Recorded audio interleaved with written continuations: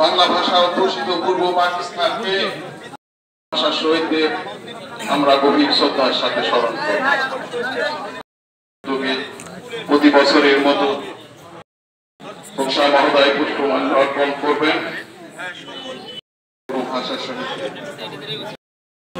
প্রধান শিক্ষক মহোদয়ের নেতৃত্বে প্রস্তুত আছেন হয়তো। বৈষম্য বিরোধী প্রধান শিক্ষক মহোদয়কে অনুরোধ করবো প্রস্তুত থাকার জন্য। পল্লী বিদ্যুৎ, এরপর যদি কোন সংগঠন উপস্থিত হয়ে থাকেন আমাদের অবগত করবেন।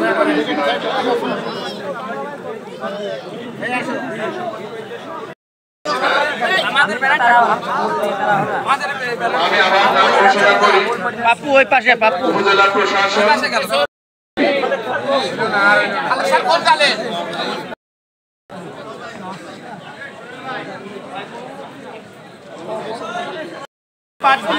ডাক্তার আবু বকর সিদ্দিক এবং এবি পার্টির যে কার্যালয় রয়েছে সেই কার্যালয় চত্বর থেকে আমরা দেখেছি